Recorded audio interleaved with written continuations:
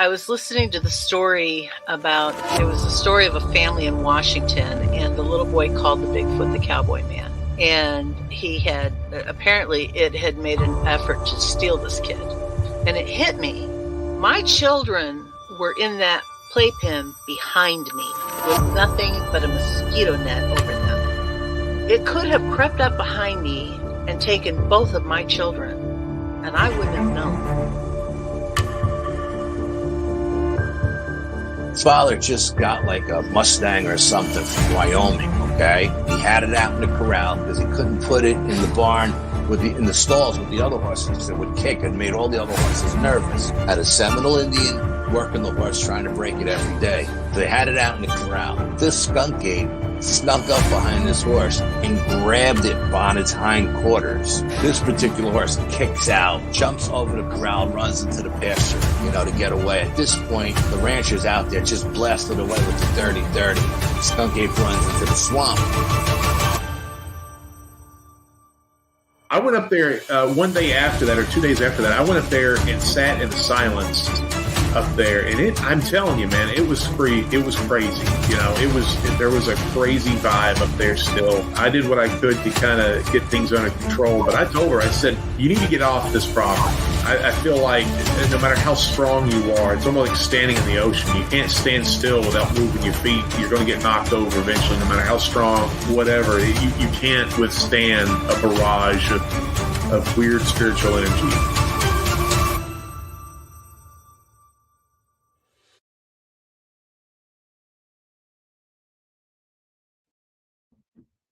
What is up, everybody?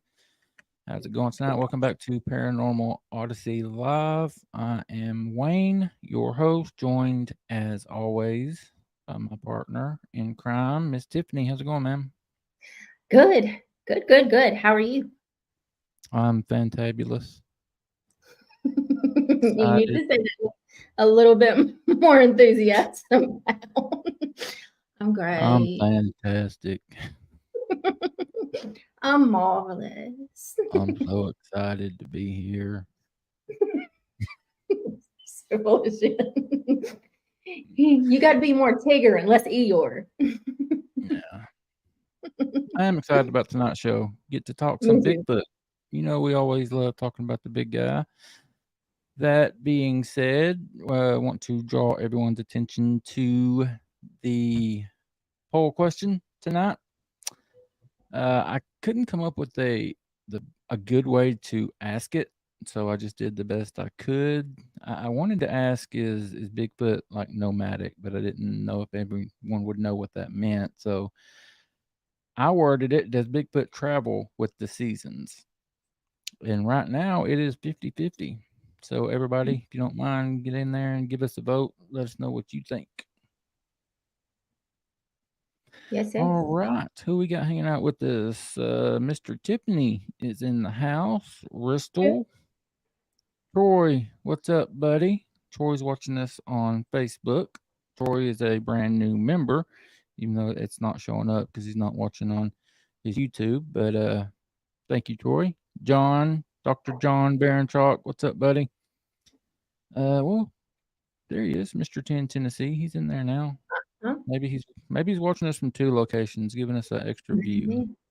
There you go. Bristol, don't remember if I said hello to you or not. Hey, buddy, how's it going? And Craig, did he say hi to Craig? I think. Okay, I don't see Craig in there, but John said hello to Craig, so I'll say hello to Craig. Hello, Craig. Maybe he's like the imaginary guest or the imaginary visitor. Act like you got some sense, Tiffany. Come on now. It's grown up time. I'm telling you, I have struggled. I've struggled all day. And I don't know what it is about Tuesday. I think my Mondays kind of just roll over. You'll be all right. I think so. I'll try.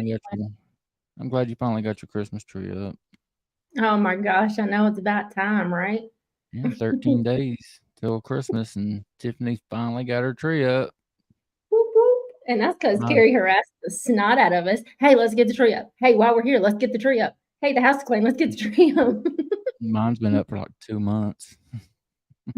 See, then you get sick of it. Yeah. Hey, Let's I want get- to. Okay, go ahead. Can I ask you a question first? Okay. Hey, what do you call an old snowman? I don't know. Water.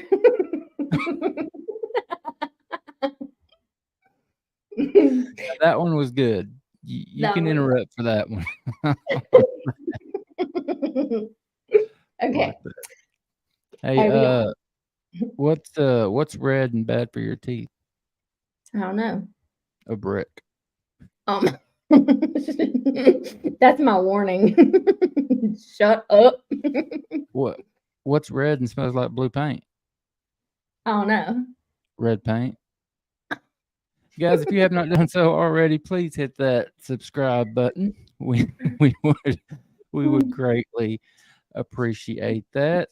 I don't know if we got anybody new hanging out with us, but if you are new, please hit that subscribe button, tell your friends, your family, and help us to continue heading in the right direction. And if you would like to be on with Wayne and myself, you can reach out to us, Wayne at paranormalworldproductions.com or Tiffany at paranormalworldproductions.com. And we're completely booked up the rest of this month, all of January. So we are now booking for February. Just FYI. I love hearing that. Want to ask everybody to head over to paranormalworldproductions.com. That is our website. You can check out all the other shows under the studio umbrella. Show them all some support. We would appreciate that. Check out the blogs. I don't know. Is something happening with my audio? No, you sound okay to me. Okay. I had something in my ear. I don't know what that was. But anyway, yeah.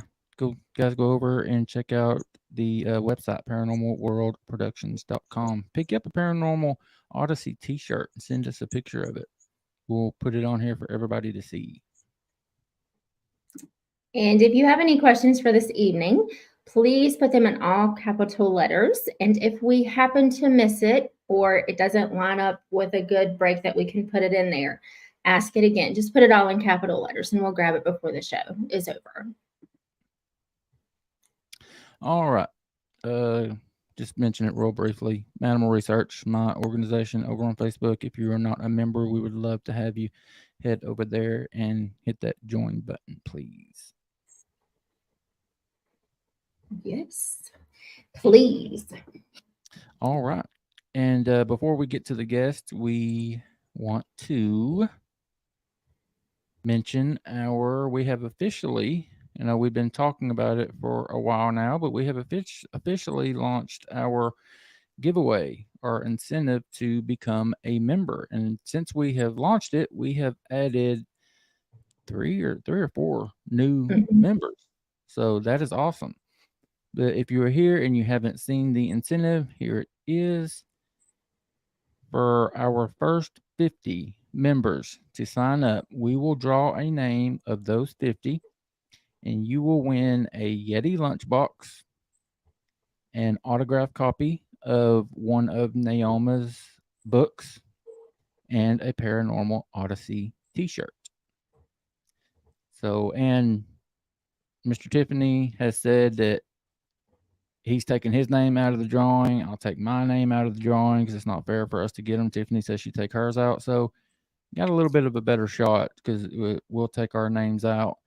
And yeah, guys, it's just $1.99 a month. It's not hurting anybody, but it makes a world of difference to us. $1.99 isn't hurting a whole lot of people, but I've said it before, you get enough people throwing $1.99 at you, and it helps us tremendously. So if you can and you don't mind, please hit that join button and become a member, and hopefully you'll win some cool stuff. You want to add anything, or you got anything to say? Yeah, Mr. Craig Roach wants to know if you give him some beard grooming chips. Holler at me after the show, buddy.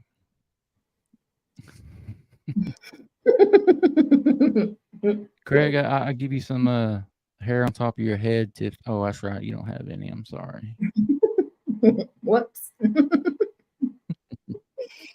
All right, tell us a little bit about Glenn, our guest tonight.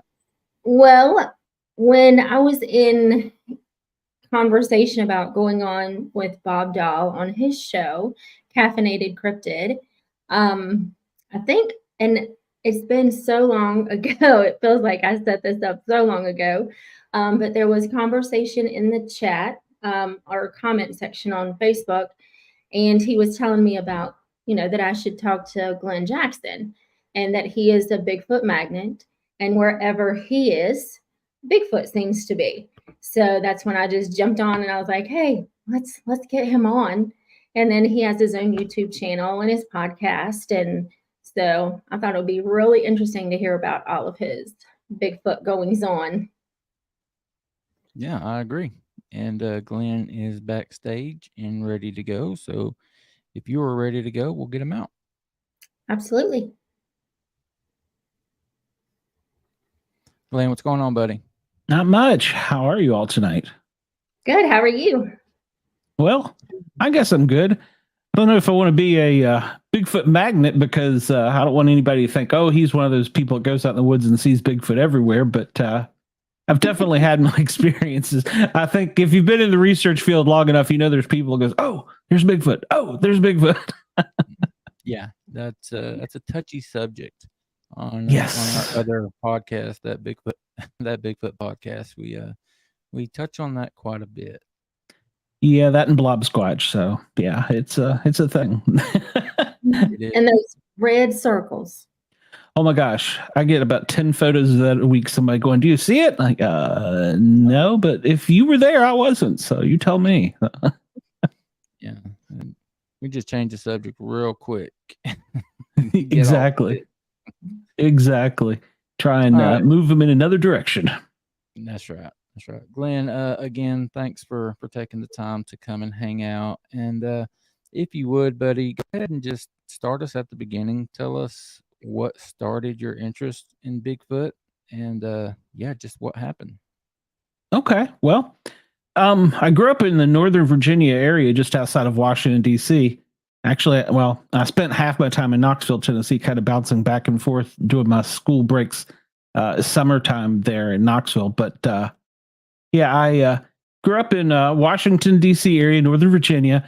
If you're familiar with the area, the Mount Vernon area is where George Washington was. Spelled it wrong. I spelled it wrong. Dang, I got to learn how to spell. I just noticed that. And we used to hear of this creature in the late 80s. They said that it was, I don't know, like a swamp thing or something. Everybody had a different name for it. And it was out in the woods. And the parents were always like, well, don't go out in the woods, kids. Something will get you. And I'm like, well, okay. So, being kids, we wanted to go out and explore the woods. So we were always out in the woods playing. George Washington's home's got about 250 acres. There's a military base that kind of encircles it. And then there's the National Park Service, too, that has Area 2 along the Potomac River. So there's actually a pretty good amount of land. You wouldn't know it now by looking at the Washington, D.C. area, but, back in the 80s, it was much different. So we would always go out in the woods looking, and we heard of this creature that, it was 9 foot tall, it was stunk, it was big, hairy, and it screamed. And we were like, yeah, right. So we would go out, being kids. I should say kids. We were probably teenagers at the time and just kind of roaming the woods. So one night we were, how do I say this? We had gotten onto a golf course and we were kind of walking out on the green. It was dark. It was probably, 11, 12 at night. And we were walking out on the green and we come up on a little bunker and it was on a rise and went down. And there was a small pond at the bottom of that little rise, that little hill. And so, we probably were making a lot of noise, but it wasn't like we were, trying to hide. And so we got to the top of the hill and looked down and I was like, is that a person down there by the pond? And they're like, oh, it's probably a homeless guy or something. And it kind of had its back to us at the time. And what it looked to me like what it was doing, it was sitting, I don't want to call it Indian or not sitting. It was kind of crouching and it was using his hands to scoop the water up. And then, I don't know, maybe eat frogs or drink water. I don't know. and it heard us. Like I said, we probably weren't being too quiet. And when it stood, we realized that's not a man. that's something else. And it kind of didn't growl at us so much as it grunted at us, and we were like, okay, exit stage right, let's get out of here. And so we tore off back to our little fence spot where we came in, and we stayed on the green. This thing paralleled us. It sounded like a train crashing through the woods. It paralleled us in the woods, and we got back out onto the fire road. And at the end of the fire road, there was an old mansion, and it was unoccupied. It was a colonial mansion, and they had put up around the fencing area. Of course, it was the original fencing, which was the stone with the wood. The colonial era time. They had put regular fencing on top with barbed wire angled out on top of that. So it was probably a good, I'm going to guess 8 feet maybe, because it was on top of the other colonial fence. This thing, whatever it was, unbeknownst to us what it was, it grabbed the top wire, it flipped itself over, and then it ran across the fire road where we had real perfect view of it. And it did the same thing on the other side of the forest road, flipped over the fence, and it landed. Now I think I kind of coined it as it's kind of landed like Iron Man style. It landed down with its feet flat and its fist down, and it was staring at us. And I was at this point, I don't want to say terrified, but I wanted to get the hell out of there. I thought, first I thought we were safe up on the fire road, but realizing what this thing could do, it was, we needed to get further away. That's when it really growled at us. And the thing I remember most, that was my first sighting of what you would call a Bigfoot. It was a tall, hairy, stinky creature. It let out a growl somewhere, I would say, between an alligator hiss, if you've ever heard that, and a lion roar. It was kind of like a combination of the two. It let out this hiss first, kind of like a growl, and then it let out this other noise. And I remember it had the shiniest reflective eyes I'd ever seen on any creature, in the teeth.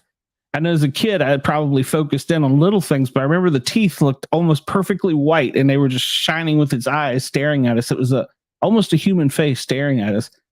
And by that time, we were like, okay, we got to go. We got to get out of here. So we ran back up the fire road, turning to make sure it didn't follow us, but it stayed out into the woods while we had gotten back into the neighborhood. So that was my first encounter with anything that we call cryptid now. We like to, at the time, they called it the Mount Vernon Monster. So we coined that phrase, the Mount Vernon Monster. It was in the Washington Post. It was in all kinds of newsletters, articles. It was in the early 70s to late 80s. It stayed in the Northern Virginia, Washington, D.C. area.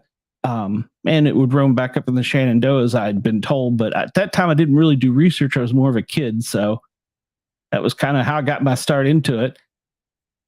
So you would say that it looked more human than animal-like, right? Absolutely, yeah. It ran like a human.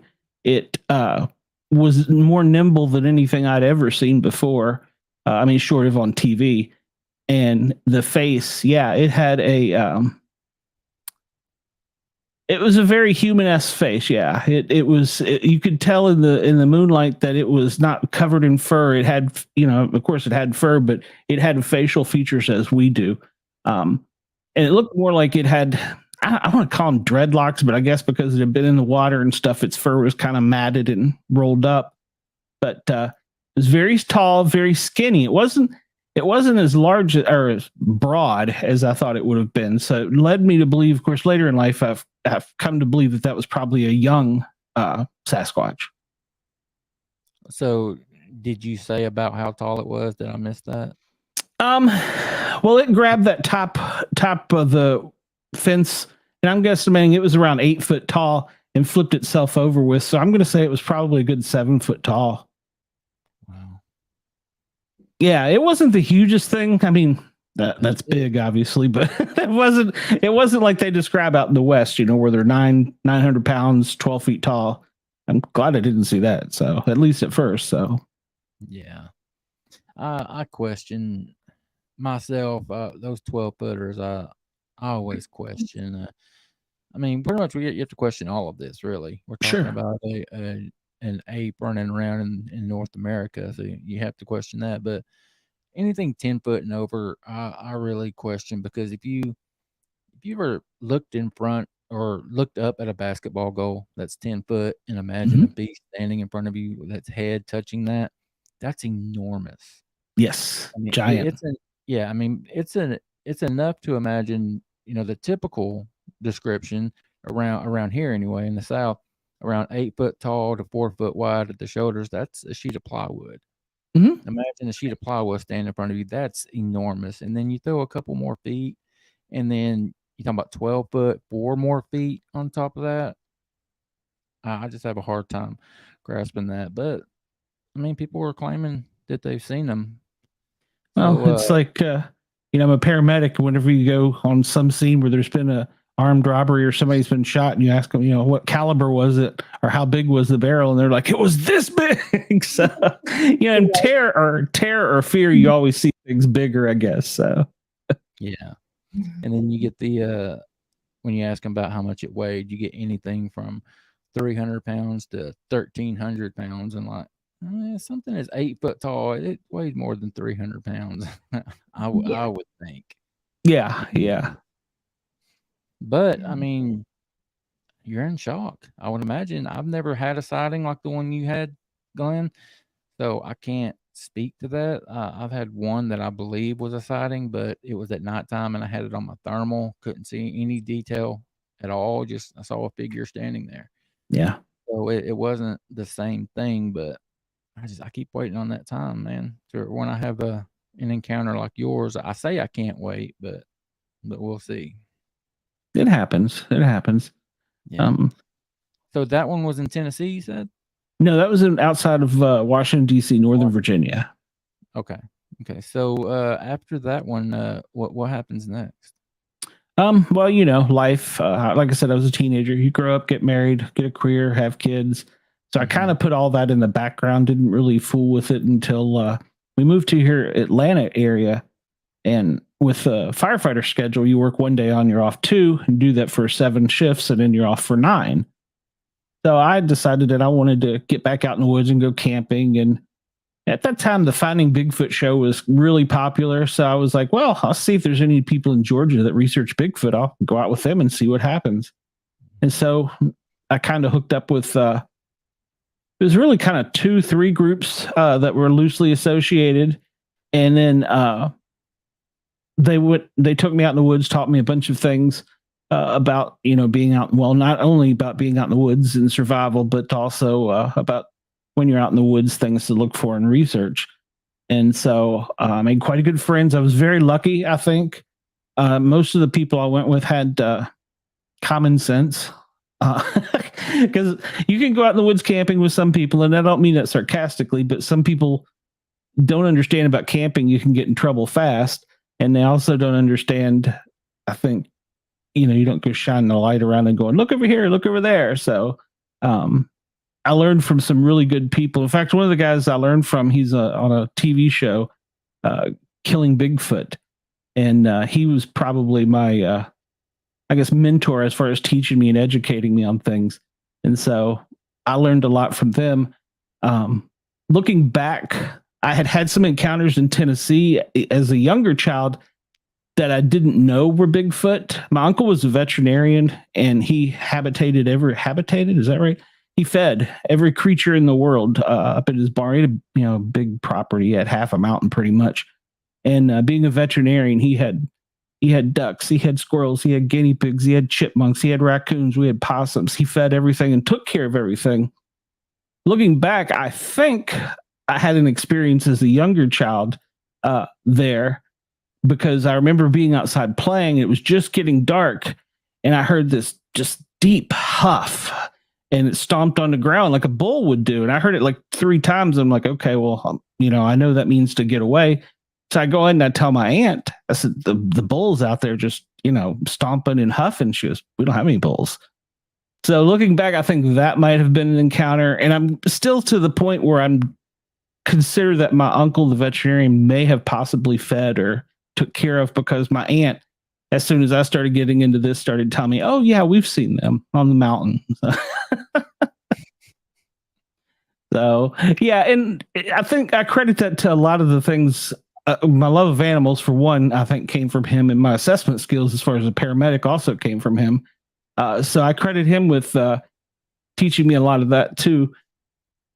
As far as getting out in the woods and stuff, he didn't do that, but he sure did take care of the animals and knew nature very well. But so yeah, I don't even know where to jump to next. We had some great experiences. It was East Tennessee. We had some great experiences out in the woods. One of my first encounters, I remember. I don't even know if I want to count it an encounter.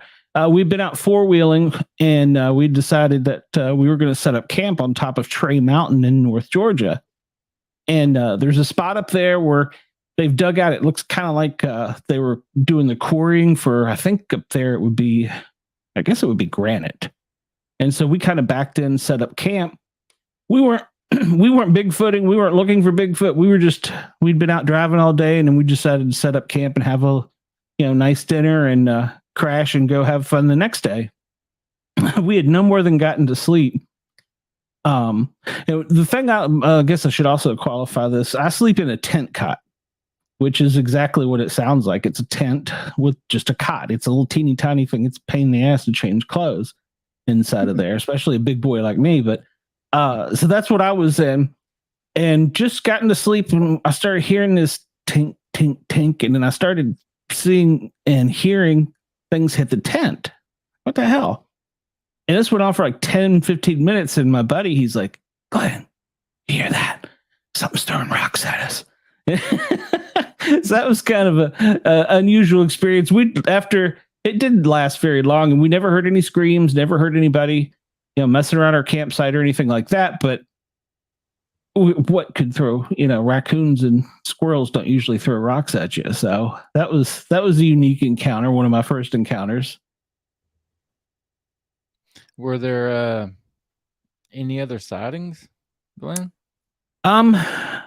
Well, like you, I still question if I actually saw the creature or not. Full on saw it. I'd been out with my group over in Alabama camping, and where we set up camp, there was probably maybe 8 of us. And I always like to set my tent cot up on the furthest kind of point away. So if something's going to happen, it's either going to get me or I'm going to get away first, one or the other. I'm not sure which. And so me and some of the others had been up all day looking and prowling around. That night, me and Kristen were the last 2 up, and she's like, hey, stay up. I'm going to go hit the woods. I want to make sure somebody's up while I'm, and awake while I'm doing this. I'm like, okay, cool. So I went kind of to the other side of the campsite. There was a stream along that edge of the campsite, and I was going ahead and taking care of it before I went to bed too. And I noticed on the stream, there was a fog. It was a mist, and it was white in color. And it seemed like it had come down the river or creek. I guess I'll call it a creek. A river is much larger. And on the other side of it, it started looking like it was forming something. So I'm standing there peeing, not the best spot to be in as a man when you have a sighting. And I see what appears to be a very large, white, human-esque shaped figure. It started getting more detail to it and had glowing red eyes, which I'd never seen before. I thought that was very odd. And it was basically on the other side of the creek bed staring at me. And I was like, okay, am I seeing this or not? And I stood there and I kept eye contact, and I was trying to see it, and it would move some, but it didn't move a lot. And I thought, is this a mist? Is this a stream or what? Because it was almost surreal the way it happened. That late at night, we weren't looking for anything. And for that just to appear, and before I could get Kristen to get the thermal or any equipment, poof, it was gone. So the next morning, I was telling the leader of the campsite, Trey Hudson, about it. And he says, well, do you know what you just described? I said, no, what did I just describe? He said, you just described the Alabama white thing, which is, according to their folklore and legend, is also a Bigfoot type creature. And I was like, well, I don't know if I really saw it, because I thought it appeared in the fog or whatever, and it was white. And then he's like, He's like, you're telling me a perfectly normal description. He says, and from you not knowing about it, he goes, I believe you even more. And I'm like, huh, okay. So that was kind of odd. Yeah, I'm glad you put that up, Tiffany. Troy wants to know, do you carry a weapon when you camp? Well, in Georgia, I do have a concealed carry permit, and you kind of, in order to, if you've been out in the woods anytime, you have 4-legged creatures and you have 2-legged creatures. So yes, I do. And we've had some encounters with people where I'm kind of glad that, we did have weapons. We've never had to use them. And I think with, that, as far as I know, what he's probably getting at is, are we hunting them or something? But no, we're not hunting them, but our purpose is more of to defend ourselves than anything. But the intent is, I think, really what the creatures focus on. I think if you go out there with the intent of, I'm going to take a picture or I'm going to shoot one or whatever, I think you have to have a good intent in order to have some type of experience. And we hear that. Yeah, we hear that more than we don't. It's like they know the intention that you have when you're going out there. Yeah. Yeah. One of the last times I was camping, we were all in bed and my son claims I'm crazy. He's like, there's no such thing out there. And he wanted to go out with us. So we set up up in the North Georgia mountains that night. I was asleep and I woke up and I heard something walking through the camp and I couldn't see through the tent cot and I didn't want to make a lot of noise. And then this smell that was so bad. And I mean, this is probably the worst smell. And I'm a paramedic. I'm telling you, it's the worst smell. It was horrible. I was wrenching inside of my tent cot and I could hear several things walking around out there. And I could hear, it wasn't like a language. Well, it was a language. It was a communication, but it wasn't a language I knew, but it was really light, really faint. But every now and then I could hear my son calling out to some of the other campers, just like it was him. And I'm like, okay, my son's asleep in a hammock right over there. And I know that's not him. So whatever that was mimicking us. And that was probably the only time, because they were getting really close to him in the hammock, that I was getting like, okay, I'm going to put my finger on the, on the revolver if I need it. And, the intent that it's really hard to explain. The intent that I got back was nothing malice. And so I kind of just relaxed and laid back down and just let the adventure happen. The next morning, my son doesn't recall any of it. But there were things messed up in the campsite. And so, of course, he had a really cool experience where they went to bed and him and his buddies out in the woods, they went to bed and they left all their food out. And when they got up, all of it was gone. And I was like, okay, somebody come to your campsite? He's like, no, we hiked like 3 miles up there. There was nobody there. We'd been there all day. He's like, something had to carry this. I'm like, really? Tell me more. So yeah, Glenn, I agree with you 100% about carrying. I carry every time I'm out there, and it's not with the intentions of killing a Bigfoot. I've never went out with the intentions of killing one and being that guy that kills one and brings it in and solves the mystery. I do think it's going to take a body. I'm on record saying that I don't think science is going to accept it until a body is brought in. But I'm not going to be the guy that goes out and intentionally hunts one down and kills it.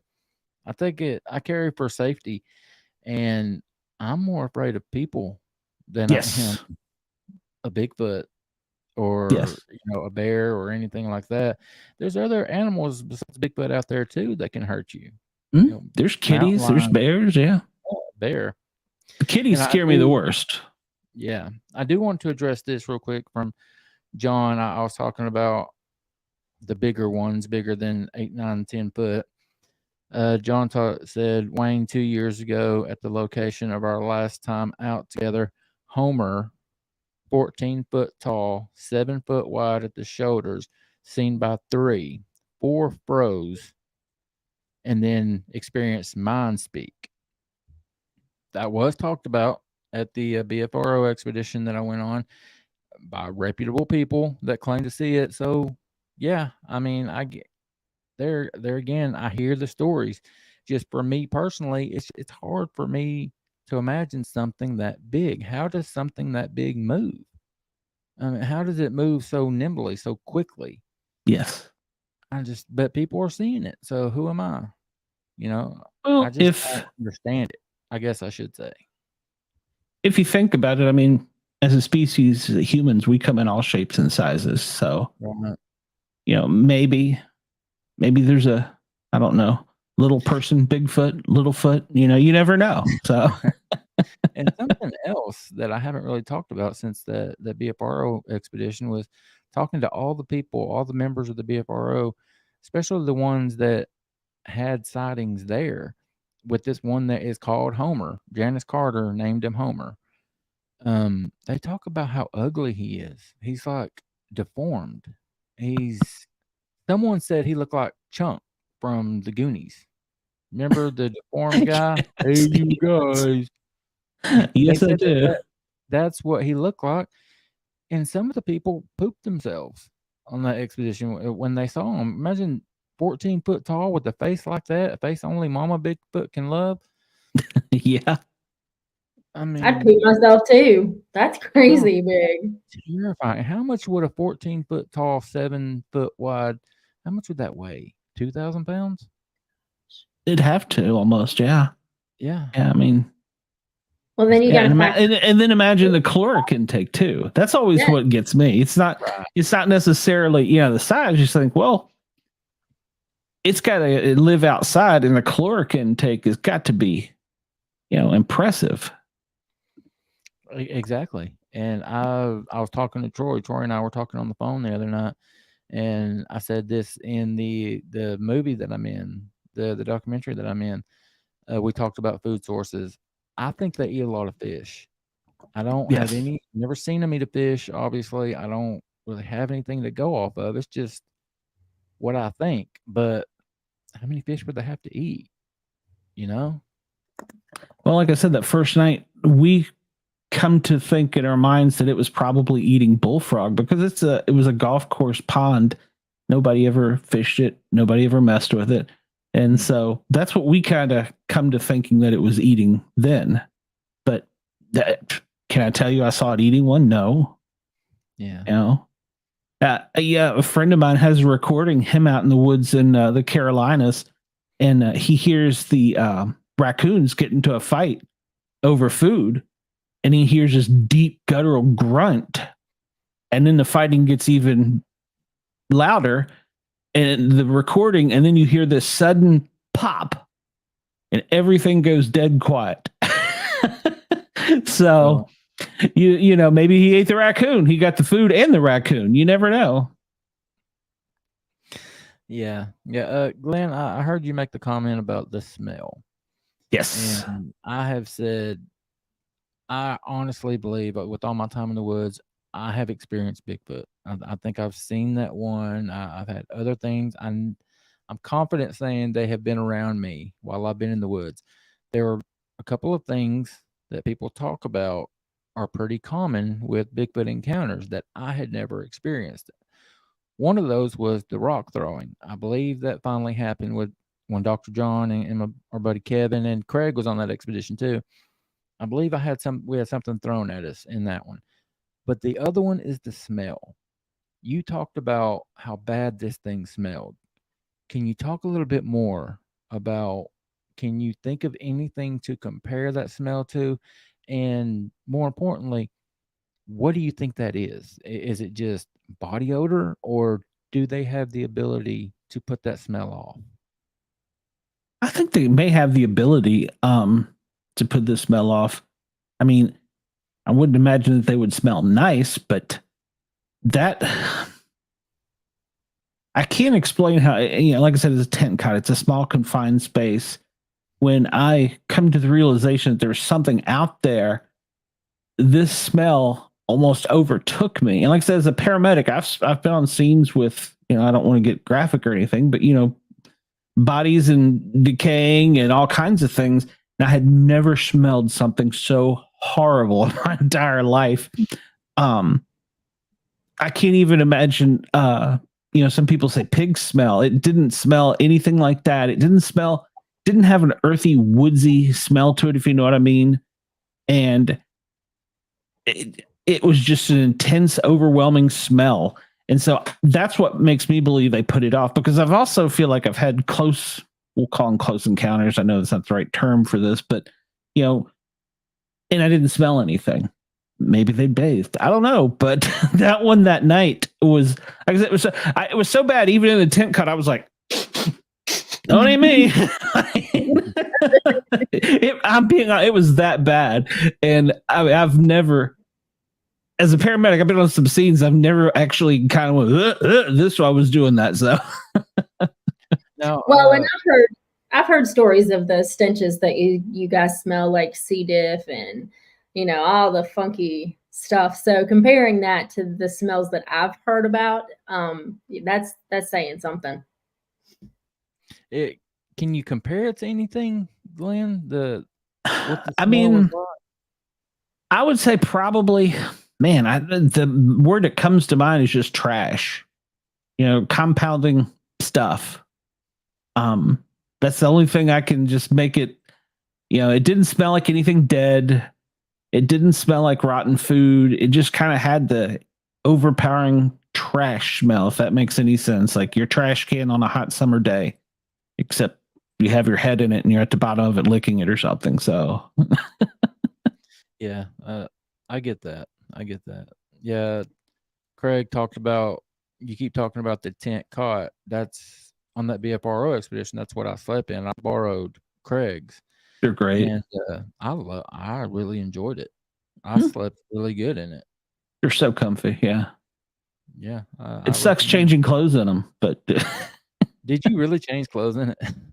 Oh yeah. Well, we've been out for a week or so, and I've stayed in it, and we have females in the group. Of course, they're nurses, and I'm a paramedic, so we're all kind of in the medical profession. It's not like we're afraid of getting naked in front of each other, but I've changed clothes in them. Yeah. And I'm one of these believers that, didn't you? Oh yeah, absolutely. Yeah. You got to learn to wiggle. It's not as easy now that I'm getting older, but you got to learn how to wiggle and move around. But I'm one of these believers. If you've been out all day, before you get into your sleeping bag, you want to be in dry clothes. So yeah, I always change either just outside or inside the tent cot. So, and I think I saw somebody ask there where I was, I'm in the East Atlanta area, but we go out into the North Georgia, and the group I'm with now does a lot down in Southwest Georgia. No, it would be Southwest Georgia, Alabama line down in there. Do you get a lot of activity in Alabama? Not so much the places we've been. I mean, we've had activity, but not as great. North Georgia has probably been, as far as places we've camped, probably the hot spot of where we've had adventures. But the Alabama, no, we've had adventures with something, but I'm not really sure what they are out there. And so I would say no to the Bigfoot thing. Okay. That kind of leaves you like, well, okay, well, what kind of adventures has he had on? I heard you talk about the Alabama white thing. Yes. There's been a lot of talk recently about white Bigfoots being seen, and a couple of people, or Brian from Sasquatch Odyssey had someone on talking about it, and he and I talked about it on that Bigfoot podcast in Alabama. There's been some reports of a white Bigfoot, and that's what I thought about was the Alabama white thing. Do you know anything else about that, or is there anything you can share about that particular story? Well, when I came back, I did a lot of research on it. And that is a common one in Alabama, is that it was white. I don't know if they're all white in Alabama, but that one. The thing that I took away from that experience was how it moved when it wanted to, silently through the woods. And like I said, it almost appeared to me, and it could have just been coincidence, like there was a fog coming down the stream that it appeared in.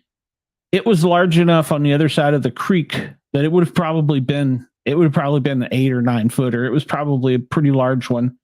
And its fur, as compared to the one I saw in Virginia, was more straight, smooth, and it was, I don't want to say the word reflective or shiny, but it was almost like it was luminescent and white. It was like having you start to get gray hair, it starts to get that color, it shimmers in the moonlight. So that's what it reminded me of. But the red eyes, and somebody pointed something out to me about that, actually from Tennessee. How does it have red eyes?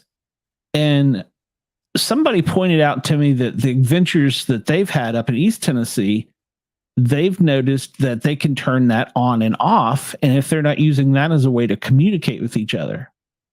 And I thought that was pretty fascinating. I'd never thought about, like the Navy used to do with the light in the ship to shore, Morse code. That kind of interests me because looking back with some of the things we've seen, that could be possible. So, Yeah. possible. Craig here, buddy Craig mentions, when remember the hair sample that he found is white. They're in the area where we went on the BFRO expedition, where it's rumored that Homer lives, that big 14-footer. He found clump of white hair that Janice Carter said was Bigfoot hair. That's right. I don't know what's going on with people talking about these white Bigfoot. And you got the very popular, the very good footage, in my opinion, on our members only show the other night. We showed it. We showed some Bigfoot encounters. The one in Pennsylvania, the footage of, I don't know if you're familiar with it, Glenn. The gentleman is out in his backyard. He heard a noise, and he's at the tree line, shining out in the woods, and he comes across this white hairy thing that looks at him, split second, and then turns and runs away. That thing's pretty damn convincing.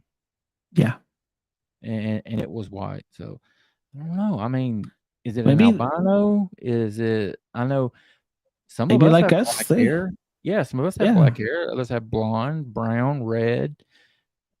Maybe that's it, but why don't we see more of them? The only thing that I could think of would be that as we age, the hair, maybe, it might be an older one. Turning gray. And then in Georgia, since there's so much clay, the faces and things that I've thought I've seen looked more like the Georgia clay color. So maybe it has something to do with their food source. I don't know. Kind of like flamingos, because flamingos are pink because they eat shrimp. Could be, yeah. We were out, one of my very first adventures in South Georgia, and I started seeing these green things just back and forth in the air. Like, what in the Sam hell is that? I started to get a little freaked out. Nobody else is getting freaked out. And finally, I asked somebody, I said, what? I'm seeing this. Are you seeing this? They're like, oh, yeah. It's a spider who's ate a bunch of lightning bugs. And I was like, I've never seen that. And the forest we were in down there was just absolutely, it was in the spring, absolutely loaded with spiders. Just and I was like, okay, now I'm brave. I know what it is. I'm going to go look. So, and then when we were out later, he showed me a frog. The same thing. It's, look, there's a glowing frog. It's an alien. He said, no, it's ate too many lightning bugs. Seriously, I've never heard that. I had never heard it either, but I believe it with all my heart after seeing this glowing spiders making their webs. That's fascinating. Wow. But you learn something every time you go out. Exactly. Like Craig down here is saying, I'm starting to lean that way. I don't know why I never considered it before, but people seeing the white ones could be age. That might not be white, it might be gray. That's the way I'm kind of leaning towards myself, because I haven't seen a little one that was white. So, and then looking back on all the things with the one in Northern Virginia, and having really now done more research and reading and things, I've wondered if it wasn't one that was going from a southern tribe to a northern tribe as a juvenile to keep the habitat going. It is. I'm gonna put it out there. Yeah, because Glenn, you just brought up a great point. I've never heard anyone talk about a small white one. Is there anybody out there that's seen a juvenile white Bigfoot? If so, get a hold of us. We would love to talk to you. But I'm starting to think it's age. Yeah, that's what I think. I mean, like you, I've never seen. I'm saying I've seen hundreds of them or anything like that, but I've never seen one that was smaller. All the ones that in all the reports and the stories I've heard, the white ones were very large. Yeah, Troy here says albinos are possible in all species. Sure. But they're rare. Albinos are rare. Yeah. But also you have to consider if this is a whatever type of species you want to put it in, if you want to put it in an ape species or evolving man, even the gene pool on that is smaller than our gene pool. And if you look at the way DNA works, they're replicating upon replicating. So, you know what I'm saying? It's not like they can go out in America and date anyone in the world. They are more limited in their selection. So their genes may be different. There maybe cousin, sister, wife. So you never know. Maybe that's where the one that looked like Chunk came from.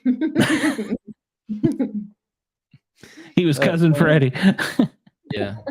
Glenn, you got any other Bigfoot encounters that you want to share, or do you want to move on to another cryptid? I'm curious to see if you have an opinion about Dogman. It's funny. Somebody actually called into my show the other night with a Dogman story. I believe in the Dogman, and I've heard many stories of the Dogman. Luckily, I've never encountered a Dogman. Now, as far as what they are as relationship to the Bigfoot, no idea. I know, well, I shouldn't say I know. From stories I've been told that the Dogman and Bigfoot are not like BFFs. They don't like to hang out, that they're very territorial. So the best photo I've ever seen of a Dogman actually come up from your area, Wayne, there in the Chattanooga area. And it looked like a man sitting on the side of a field, just a green grassy field. It was sitting there and it had its hands down and was sitting up, and the face looked like a German Shepherd. And I was like, okay, this is Photoshopped or something. And of course the guy's like, no, and I kind of trusted him. So that's probably the closest photo anything I've ever seen to one. But in the Chattanooga area? Yeah. You still have that picture? No, I don't. I've since lost computers, and that person's passed away, so I don't think I can get it again. I wish I had, though, because that was probably the best photo of a Dogman I've ever seen. Yeah, I haven't heard a single Dogman encounter from this area. The closest I've heard is Benton, Tennessee, which isn't terribly far from here, but the Chattanooga in this vicinity, I haven't ever heard a Dogman story. That's where he claimed he took the photo. So, Kevin shared with me what I was doing right now is Kevin shared he took a report of a white Bigfoot and someone drew it, and he sent me the drawing. Again, it's just a drawing, but I'm going to pop that up there. Yeah. I mean, can't really tell much. But yeah, I think Kevin said that was in Alabama. I don't have one here. I made a drawing. Actually, I made a coin out of it so that I could remember it. The Mount Vernon monster one. I should have had one. I've got 100 of them. I should have them out here so I could show you. But it looked a lot like that. Troy had a good question. Has anyone ever heard any encounters of a piebald Sasquatch with two colors? I've never heard of one. Multicolored Bigfoot. No, they're other than shades of brown, and their shades of brown they're the white, and of course, brown can go into black depending on eyesight. Mm-hmm.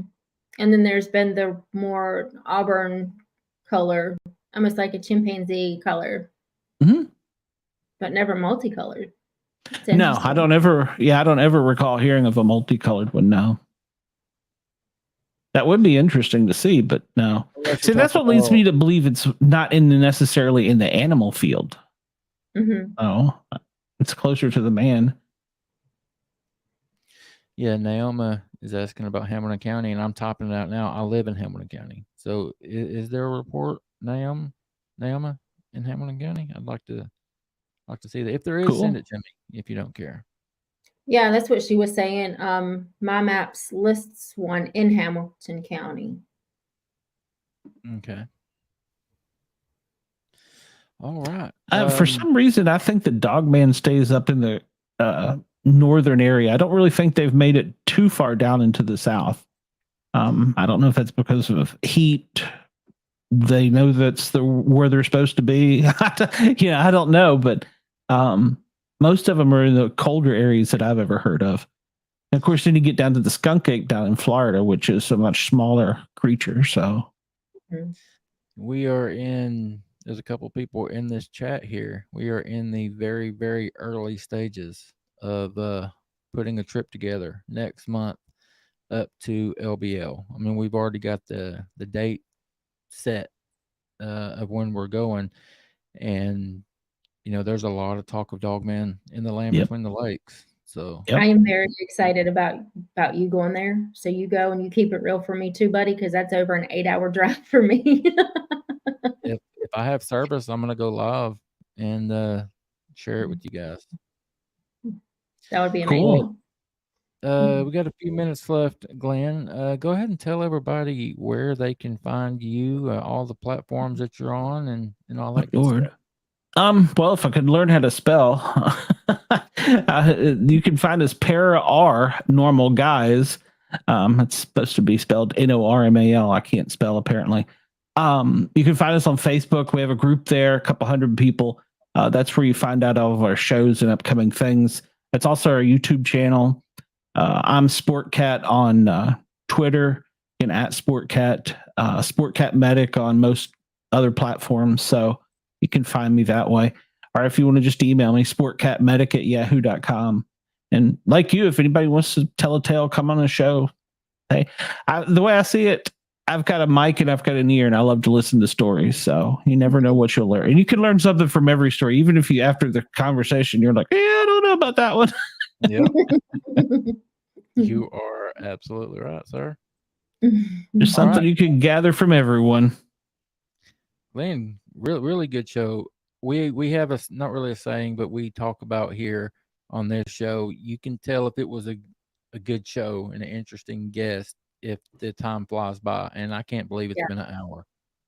Yeah, it has. I'm just looking up there. Yeah, the time has flown by. This was a really good show. We love talking Bigfoot around here.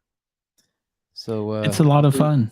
I appreciate you coming in and hanging out. And all those, if you will send us all of those links that you mentioned, when I put this to podcast, I'll make sure to include all of that in the show notes. Okay, I can do that. That'd be cool. And everybody come follow me, and we'll team up, and we'll be down in Southwest Georgia later this winter. And maybe between the two of us, we'll stir up some more good sightings. No, that would be awesome. Yeah, the funny thing, we've gotten to where we tell everybody now, we're just going to go camping, because it seems like our best adventures are when we're not out looking for anything. We're just hanging out and doing what we do. And one of my buddies said, well, yeah, think about it. We're their cable TV, Yeah. Those of you that have followed this show for a while or followed me for a while, that's exactly what I say. You want to have an encounter? Go camping. Just go be yourself. Don't go on these crazy night hikes, because you're never going to sneak up on one. It's not going to happen. They're going to come to you if they're in the area, and they don't think that you're messing with them. So just go camp. Just hang out with your buddies. Every once in a while, scan the wood line with the FLIR and look for them. If they're in the area, they're going to come check you out. Yeah. Especially if you're there for a couple nights. Yep, exactly. All right, Glenn. Thank you so very much for hanging out, buddy. You enjoy the rest of your evening. All right, you too. All right. Be good, buddy. All right, thanks. Bye-bye. Bye. Man, how fast was that show? I know. It's already at 59 minutes and 20 seconds. Dang it. I know. And we had more in here than we've had in a while. Some of them have gone. So I do want to flash this up one more time, because if there are some newbies in here that aren't really familiar with our show, or maybe this is their first time, we're offering this giveaway to our members. We're going to draw a name from the first 50 members that sign up. It's just $1.99 a month. You can go ahead and sign up right now and get your name in the drawing, get a Yeti lunchbox, an autographed copy of one of Naoma's books, and a Paranormal Odyssey t-shirt. So if anyone would do that, we would greatly appreciate it. And we have so much fun on our members only shows. They are a So much. blast. Really are. Oh my gosh. I love it. I look so forward to it all the time. And we have one coming up on the 16th. Y'all think we're just saying that, but we're not. We're not. Different. It's so fun. Our members only shows are different. It's laid back. The talk is different. We've been letting our members come on with us and talk, and we share videos and cut up and laugh and share hoaxing videos and all that stuff. It's a lot of fun. I hope you guys can take advantage of that. Yeah, it's super fun. All right. You got anything else you want to add, ma'am? I don't think so. It's such a good show tonight. Yeah. And I was having a hard time. It's busy because I'm having a hard time, keeping up with the chat and getting everything everybody's saying up there. And then the chat's moving, so I'm clicking the wrong thing. You guys were on it tonight. The audience was great, as always.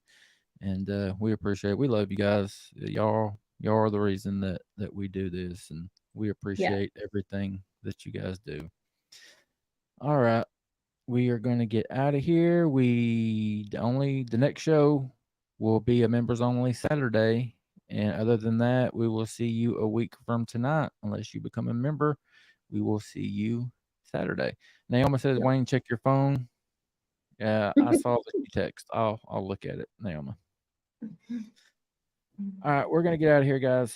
Until next time, y'all be good to yourselves, be good to each other, and we'll see you later.